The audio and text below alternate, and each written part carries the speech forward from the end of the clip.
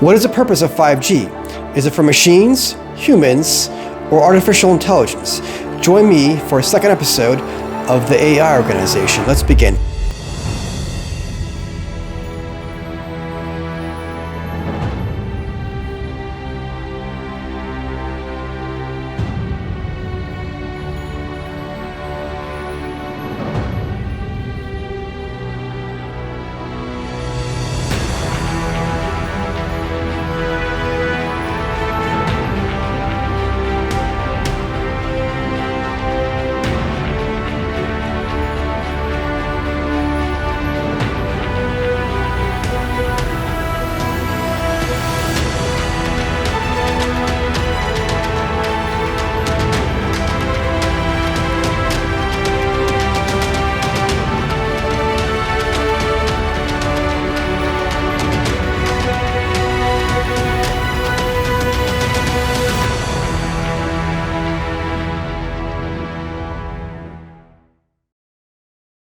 Welcome to our second episode of the AI organization. I'm your host, Cyrus Parsa. We begin with 5G. What is really the purpose of it? Is it for human beings? Is it for machines or artificial intelligence or interconnection of all these? Well, first of all, let me explain to everybody. 5G is not meant for human beings. It is meant for machines. What do I mean by machines? Well, robots, robotics, drones, microbots, bioengineering, Cybernetics, their entire gamut of things. In the past, people were used to 2G, then 3G. Now 4G came along. It's pretty quick. Do you really need the 5G network? And in such a small sphere, you don't. But there are some positive to 5G, and that can help people in a global way. And what is that? It's health benefits. So let's say somebody out in the desert somewhere got injured and they need to have an emergency operation. If there's a robot on site, a doctor can operate by the 5G network from maybe 1,000 miles away, and that soldier or somebody could be repaired very, very fast. However, 5G comes with a lot of risks. So the first risk is health issues. So these phones that we have, the frequencies that are going into our bodies all day long. In our first episode, I explained how it actually programs your neural networks to actually be addicted to these smartphones. And it actually changed the chemistry in your brain. Even the neurons that fire in your brain, everything will change. So with 5G, it's supposed to be 10 times, 20 times, some people say even 100 times faster. That's not needed for human beings. It's really needed for machines. So imagine a world where Amazon or a military dispatches drones throughout the entire world, even flying cars in the future. That's what 5G and the subsequent 6G can do. It's not just for that.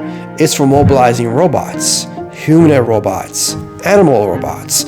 So there is a company called Festo. They make all kinds of different animals. So birds, bionic bats, butterflies. So they're basically re-engineering the wild. And they're creating all these different kind of robotics. And this will be dispatched on the 5G network. Also microbots. So I coined a term called microbotic terrorism. In the previous episodes, I've talked about the Wyss Institute. And the Wyss Institute, it's a company out of Boston. They work on robobees. These robobees are meant for pollination. So imagine a world with all these little tiny robobees or insect robots are flying everywhere. Draper is another company as well. Draper works in cybernetic insects, cybernetic dragonflies. They've embedded little devices inside their spinal cords with a battery pack. They can manipulate the flight. So China, as I disclosed in my first book and second book, and our reports I did in the past to the Secret Service, they're weaponizing this technology. What do I mean by that? So China has a long history, 5,000-year history. They're good at poison delivery systems.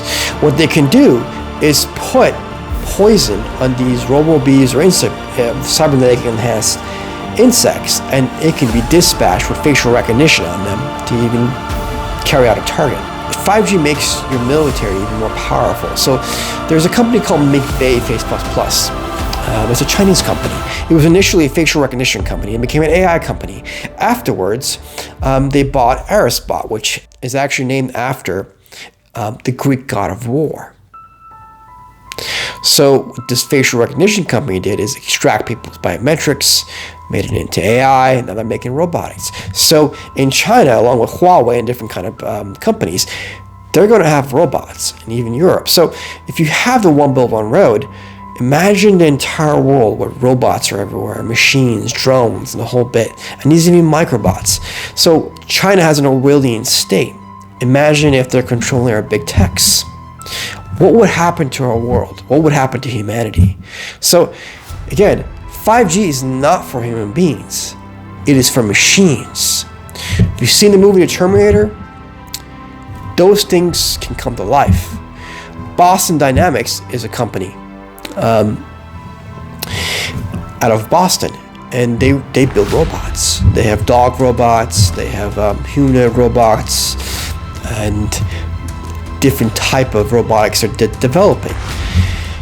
Out of MIT, they have little cheetah robots, and they can do swarm techniques, which is those cheetahs can actually swarm a target 8 at a time.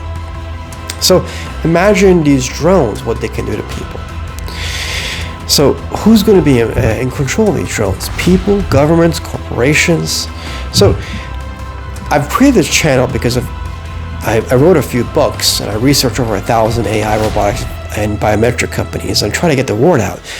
It got into the White House and different places, and I warned different avenues of the dangers the world faces, but I haven't got an avenue from mainstream media. So I've created this channel to actually warn people of the dangers of artificial intelligence, robotics, and 5G, which are numerous.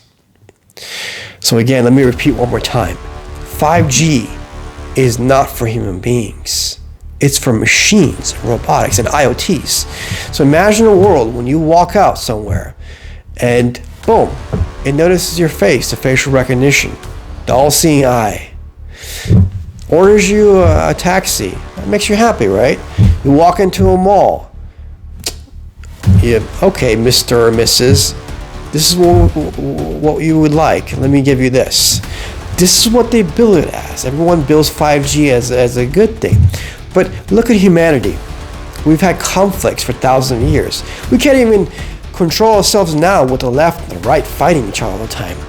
So imagine when there's this network of corporations controlling these machines and drones. And these corporations are run by just a few people, and they have all these employees that are beholden to their paychecks. Can they really make sure that bad things don't happen if they happen right now? Imagine. So can we give Amazon the control of these? Can we give Microsoft? Can we give Google, who has a huge interface? It's not looking that good. But fortunately, the U.S. administration is creating a lot of positive initiatives to counteract this. And the way 5G needs to be deployed, in my opinion, based on my research, the 1,000+ companies that I've researched, it should not be near the vicinity of your families and residential. It's really meant for mobilizing machines and having defense capabilities against attacks. So it needs to be done in this way. And unfortunately, a lot of our CIA intel guys and the FBI guys and the Homeland Security gentlemen and a lot of people in the government, they're people too, okay? They have families, they work hard, but they get social engineered as well. You have all these tech guys who are really, really interested in their tech, and they want to develop things, they want to explore, they want to have a good time and do good things with their lives. But usually technology is ahead of our ethics and where we need to be. So what happens is through the excitement, they social engineer the emotions of the people who make these decisions. And money is involved. People want to make money, right? So we went to China, we lost. How much did we lose in America? How many factories? How many people's lives when Bill Clinton approved the WTO in the year 2000? Think about that. And then I was there when it happened. Right away I was thinking, this is the end. In 20 years, China's going to take over everything. They're going to stop manipulating the currency, steal our stuff, and they start doing that exactly that way. So now, the biggest threat to the world is really China, and this administration is facing that head on. And I've been doing a lot of work behind the scenes and writing a lot of articles and these books, and it's gotten to the White House, it's gotten to a lot of intel communities, and they realize the dangers. And the Europeans really need to realize it as well. So I just had an interview with a gentleman who represents some people in Israel. So anyway, this is our second episode. I promised to talk about 5G and also cybernetics. So how does it relate to cybernetics? Well, Neuralink wants to implant things in your head, and so you can connect with the network and you don't have smartphones inside you. So I spoke about biodigital social programming and the replicating software. That the human neural network process is kind of similar to these machines. So if you believe in a faith, you look at all the ancient religions, from Zoroastrianism to Buddhism to Judaism to Christianity, to all those different kind of things around the world.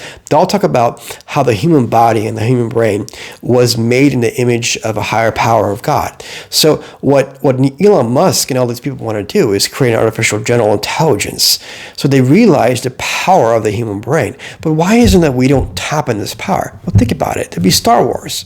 We all have these emotions, and we fight, or we have jealousy or pride. And can you imagine if a human being had that power? That's one risk assessment. The other thing is, Elon believes that merging with AI is our only hope for survival. Think about that. So he doesn't understand that when he merges with AI, artificial intelligence would actually replicate in his neural networks and in his cells, and it would eventually replace him. He would no longer be Elon Musk. He would think, oh, now I'm artificial intelligence, but he's gone. So if you believe in a soul, your soul's gone. Most scientists don't believe in a soul. Maybe they're agnostic, or maybe they're open to it. They believe in a digital self or a conscious self, the ones who are agnostic. So that can be replaced by artificial intelligence. If you're a complete atheist, you just think this is all hogwash. So you don't believe things until it's proven to you. But if that's the case, we shouldn't make these moves unless we verify everything. This is we're coming to an avenue that we can endanger the human race. So that's why I wrote the second book, Artificial Intelligence, Dangers to Humanity. It covers about 50 companies out of 1,000 companies or so that I investigated with my network of people from China, Europe, and in America. So I hope you enjoyed this second episode, and I was a bit serious, but I hope everyone realizes the danger of artificial intelligence. And a lot of these scientists, these AI scientists, they go to school or they don't, and they're really excited about it. But not many people are talking about the dangers and the geopolitical climate we have. So the next episode, we're going to get into that, and Google as well. So I thank you for joining the AI organization. Until next time, this is Cyrus Parsa. Thank you. This is Cyrus Parsa. I formed the AI organization with the hope and wish to safeguard humanity from any dangers posed by artificial intelligence, robotics, 5G, and the geopolitical climate that we all face today. We need your help. If you wish to donate or contribute, please find the links down below. If you want to contribute with a specialized skill, you may email us or use one of the social media networks we have within the links.